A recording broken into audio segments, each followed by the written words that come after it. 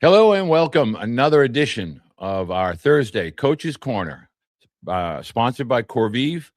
Corvive supplements, all NSF certified. I encourage you, if you're a student athlete, parents of student athletes, you should really do a deep dive into the NSF process and why that matters when it comes to supplements that your student athlete might be taking, whether it be in high school or potentially in college.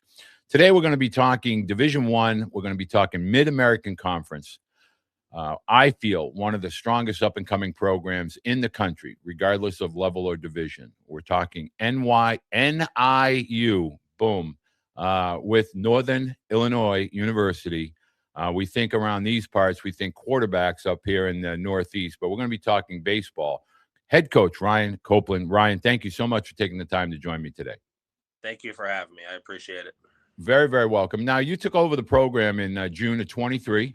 It's safe to say there's been a strong turnaround, especially over the last 2 years. We're into 21 win seasons.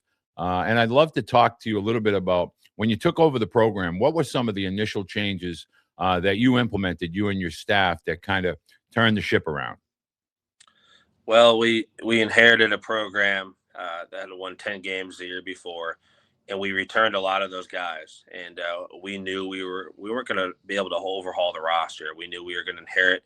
I think it was 28 guys. So we are going to have a roster of 40. So we could bring in 12 of our own. But it's June, July, so you're trying to find some pieces there super late in the process. But we just knew we had to instill more expectations within our program, find a way to elevate the standards from within. And we knew year one was kind of the free year. Whatever happened, happened. But it's a big year in the sense that you are creating your environment. You're trying to set the standard that you want your players to abide by. And I think we did some good things. We doubled our win total. Overall, we nearly tripled it in conference, and the MAC is probably as strong as it's ever been. So we were able to accomplish a lot, but I come from a place where we were averaging over 40 wins per game, and super regionals and World Series at the Division II level. So it was definitely an adjustment for myself and our coaching staff to find a way to continue to coach our guys up, coach them hard, but make sure they knew we had their backs, and try to walk both lines of it is about the future, but it's also not fair to only think about the future. And we owed it to our guys to find a way to compete every series, every weekend. So just trying to set the standards for the program and try to build some good things in year one.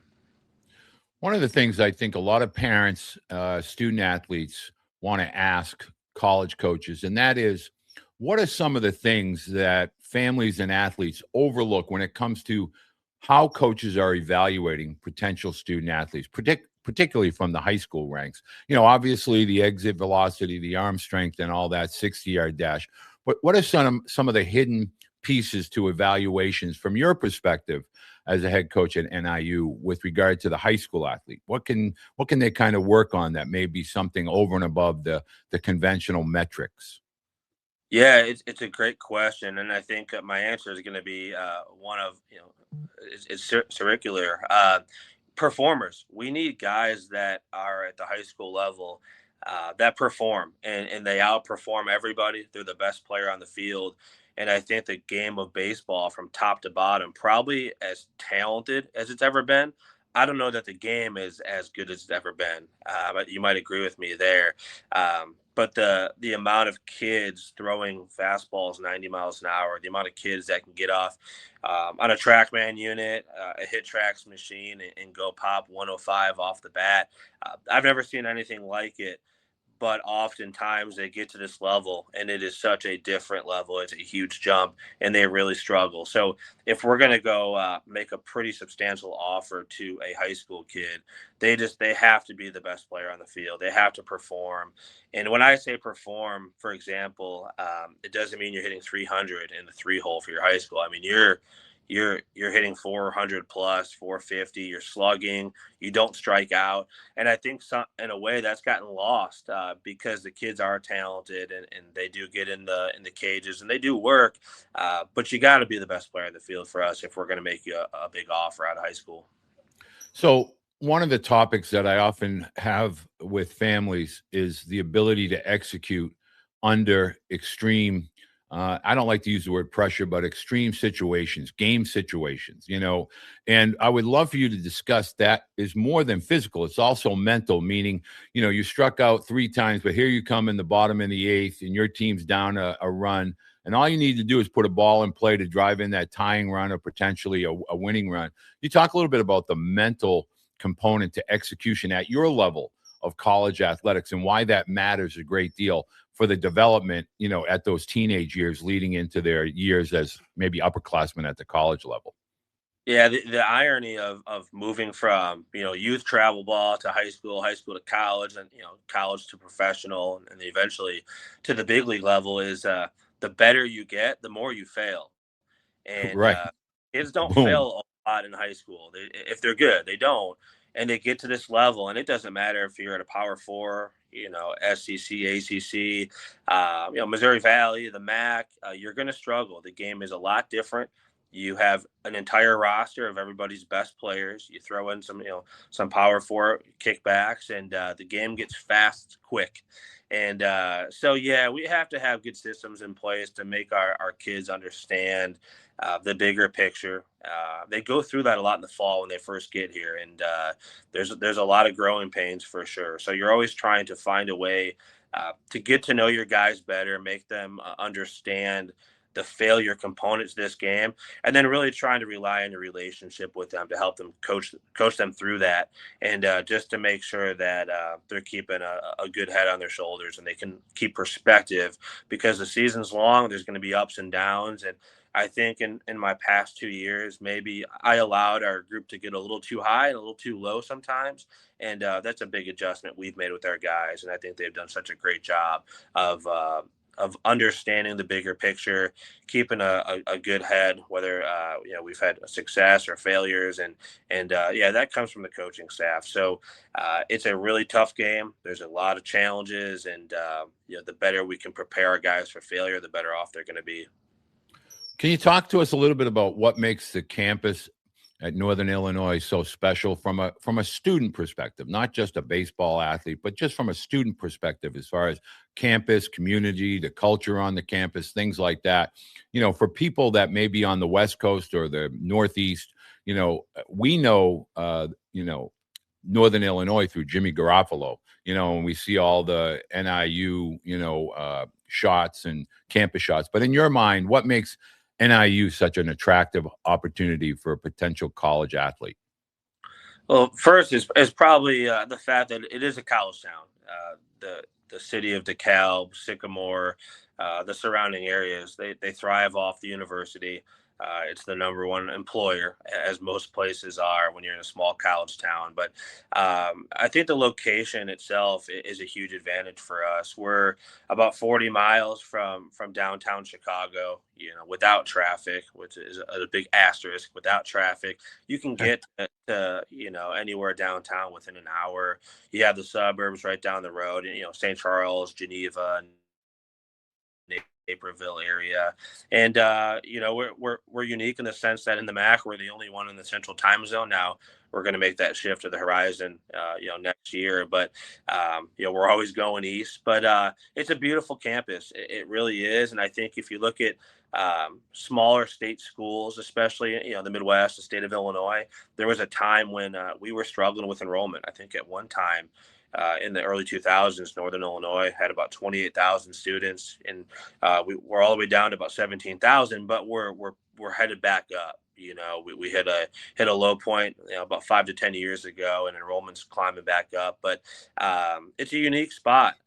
We have BCS football, and when we make that jump to the Horizon League, you're going to be the only program in the league that has BCS football. You're playing in the Mountain West, and you have marquee matchups and pretty substantial TV deals. So, every place has its challenges, but I think we try to focus on what we do have, and we have a beautiful campus. We have a great campus life, and I think the things we're trying to implement keep getting better and better with regards to facilities and resources.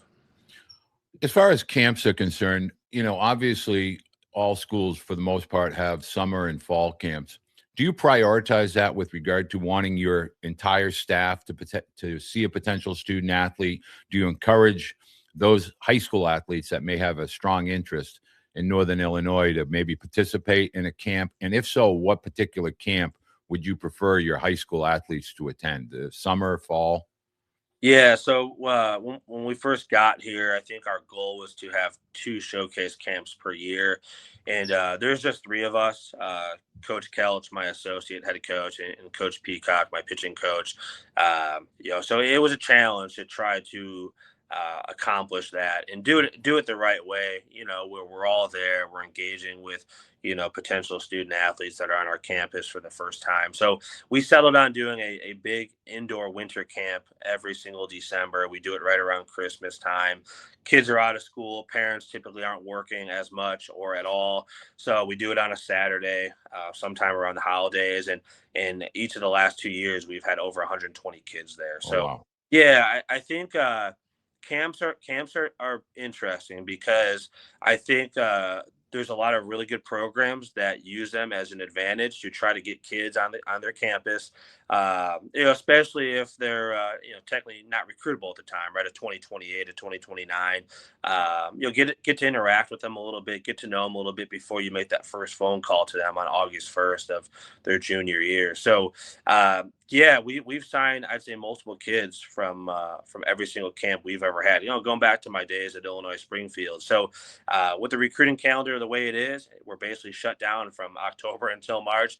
It's a huge advantage to get quality players at our camps, and whether they come as a freshman, a sophomore, or a junior, people getting on our campus is a good thing. And we try to really attack the Chicago area, Wisconsin, Iowa, Missouri, Indiana. It's just so dang competitive there here with all the Division I schools, running camps at the same time. So you got to be creative with it, but it's a huge part of what we do in the recruiting process. We're going through a very fluid time period with regard to Division I athletics, and the potential talk of the fifth year, 5-5. How do you feel that will affect college athletics? Do you think that's beneficial for the high school athlete in your recruiting? Do you think that that's going to create an older model at the college level, if it can be any older? I mean, it's average age right now is 22, but what are your thoughts on the 5 years of eligibility in 5 years? Yeah, I'm okay with it. I think it's a good idea in theory, but I think everything that has been implemented in college athletics was always a good idea in theory. And I don't know that some of the stuff going on is good anymore.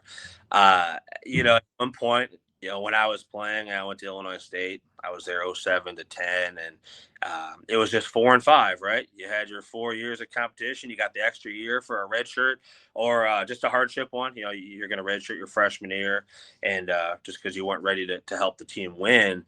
And then it turned into, we hit COVID. It really complicates everything. And now you look up and there's 25-year-olds playing quarterback in the SEC, and you got freshmen pitchers from small towns in the state of Illinois, going on a guarantee series to the SEC, trying to get out a 25-year-old who's on his fifth school. It's really complicated everything. I guess my thought is, if we pass the 5-5, I'm all for it. It's just going to turn into more lawsuits, and it's going to end up being, 6-6. Student athletes have a lot of power now, and mostly rightfully so. We all started with the Johnny Manziel and the football helmet, and the being able to capitalize off of your name, image, likeness, and here we are. And on any Power Four roster, most of the players are making a whole lot more money than the coaching staff. So it's well deserved, but I don't think it's what was intended out of these discussions. So yeah, I'm all for the 5-5. I got a true 4-year guys I would love back. But if they don't grandfather it in and the current seniors end up getting hosed and the current juniors get their fifth year, what's to stop the true seniors that are supposed to graduate in 2026 from filing lawsuits and winning? Right. So it's just, I wish we could just settle and just be okay with things for a few years, because I think most coaches would tell you we don't really know anything. It's all day to day, and we sit in our compliance meetings monthly, and new rule after new rule, a new proposal after new proposal. So, yeah, I try to stay out of it as much as I can and just try to coach our guys. Well, that's refreshing to hear, and I know that parents always want to hear it directly from coaches rather than just an old dinosaur like me, but I agree with everything you just said. I do want to touch on a point. You know, if we look at last year's regionals, super regionals, and even World Series, I really think the term mid-major, that line is blurry now. You know, I hate to call Coastal Carolina a mid-major, but if we start going into Arkansas, Little Rock, Murray State, and Kent State, and we start throwing these schools around that, you know, even Wright State last year, are we going to see now with the playing field and the fallbacks and, you know, the portal, do you think we'll start to see, you know, maybe a Cinderella story more often uh, in baseball at the Division I level? You know, do you think that's going to start to create not parity, but a kind of an equal playing field, all things considered, over and above the name, image, and likeness? But talking about athletes kind of being spread out for playing time purposes, do you think we'll start to see more of these quote unquote Cinderella stories year after year? Yeah, I think so. And the first off, when you look at the teams that have made those runs, you know, you look at Murray State last year, Evansville a couple of years ago, and you know we can lump Coastal into that, but I think Coastal's pretty well off in terms Right. of scholarships and NIL and rev share. But they have outstanding coaching staffs. Right? They win with people. Just you know, Coach Skirka in the job he did last year, anybody that knows him and Coach Atkins and that staff, that wasn't a surprise. And I always said when we shifted to the rev share model a couple of years ago, you know, that the power forwards are going to do what they're going to do. They've always had the money.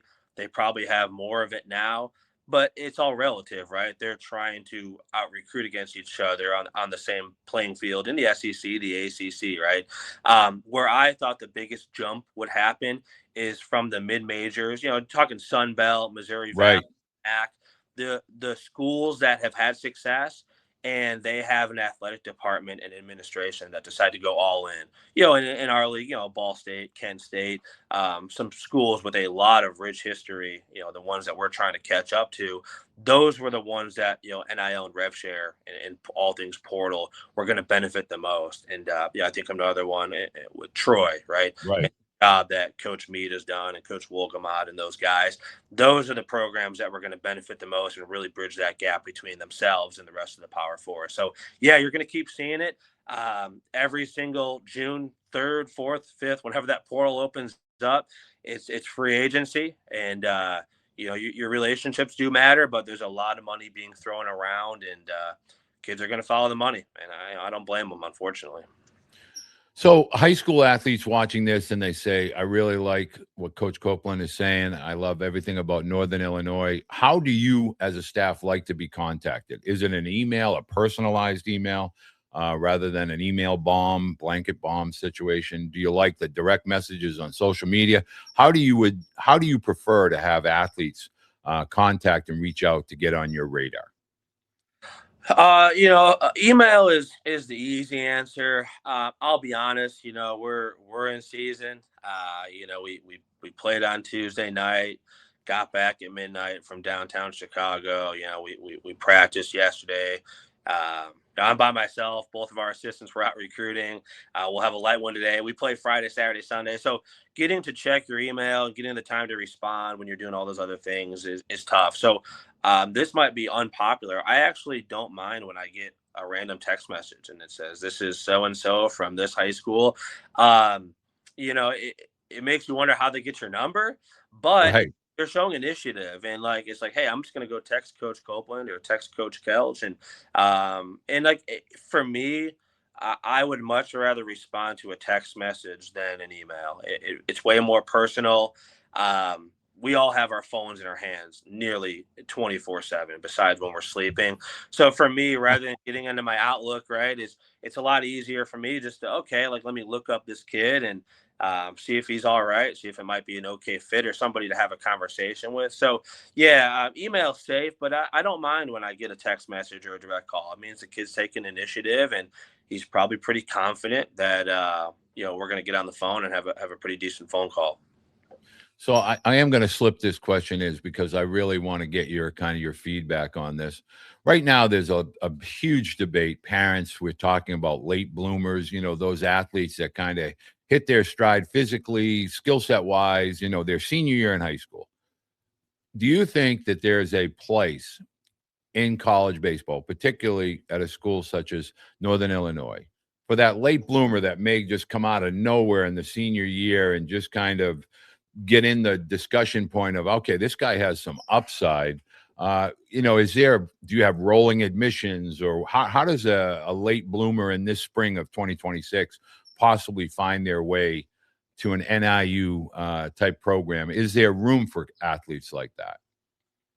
Yeah, I would say in year one at NIU, we were pretty aggressive early, thinking let's go be first. Let's go find a way to get a high school kid on the phone on August 1st. Let's get him on campus, within the next 4 weeks, and then let's go get him an offer and try to be the first one. And we felt like at times the only way we were going to beat out some of the competition and recruiting that we have in the Midwest and really all over the country now, because the Southern schools have shown they'll come up here. They know how good the Chicago area is with talent, that we had to be first. Well, the problem is you are taking some chances, and now our roster in my 3 years has gone from 40 to 34 or to 36 now to 34. So starting August 1st, we got to be at 34, which was what the House settlement required originally. Now there's going to be some schools that stick around at 40 to 45. They're taking advantage of, the DSA, yeah.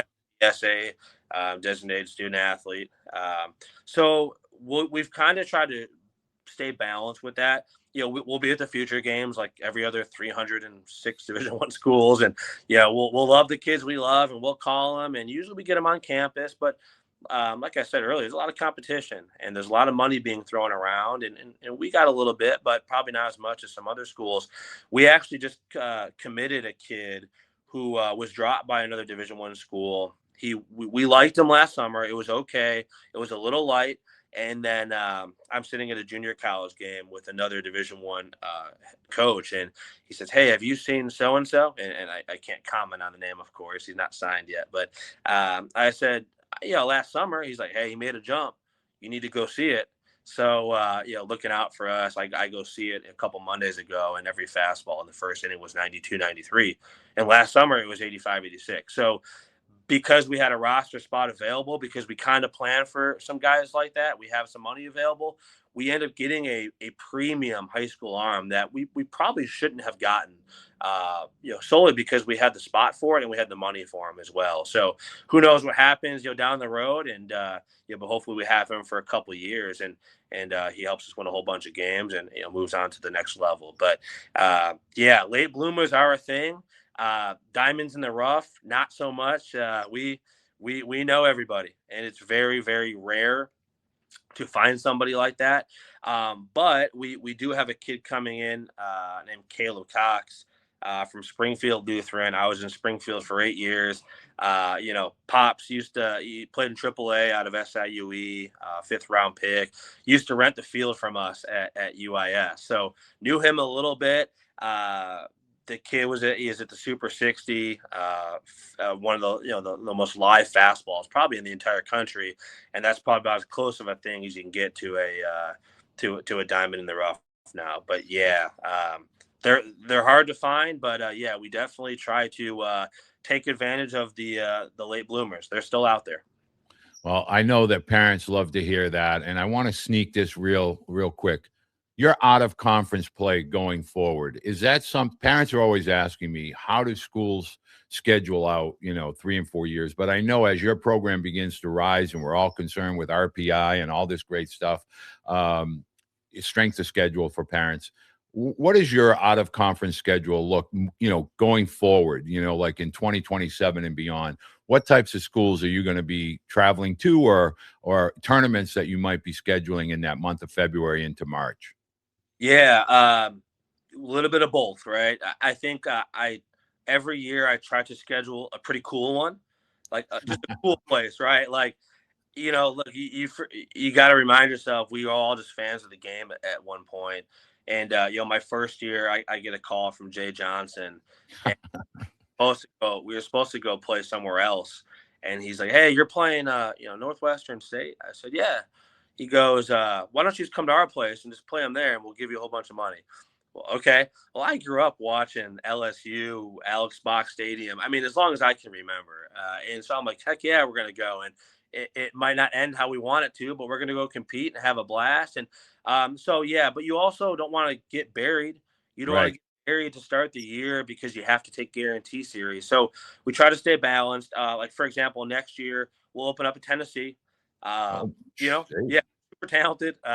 Know their top assistant, Coach Kivett, pretty well. So we'll go to Tennessee, go play 3 games over there, go compete our tails off.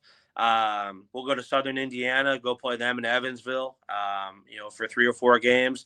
Then we go to Murray State. So they'll obviously be talented. They'll be 2 years removed from their run to Omaha. I guess they could do it again, 1 year removed possibly. And then we'll finish up at SLU, and we got a whole bunch of family in the St. Louis area, so that's kind of a selfish one, to be around family. Ashlyn, she's got a whole bunch of family down there, so yeah, it's funny. You can kind of manipulate your schedule, and sometimes there's some personal decisions in there. But yeah, we want a balanced schedule. We want some tough ones.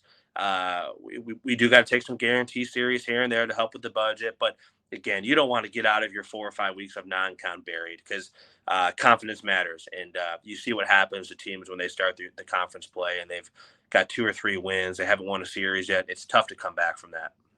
Well, I want to say thank you because I know we're in season. I truly appreciate you taking the time to join me today. It was really great to be able to speak with you live. I want parents to understand, NIU, currently all college programs, within, let's call it the new mid-major world, are going to be competing not only for regionals and super regionals, but as we've seen last 2 years, to get to Omaha as well. And NIU is definitely in that mix. Coach Copeland, thank you so much for taking the time. Best of luck the rest of the season.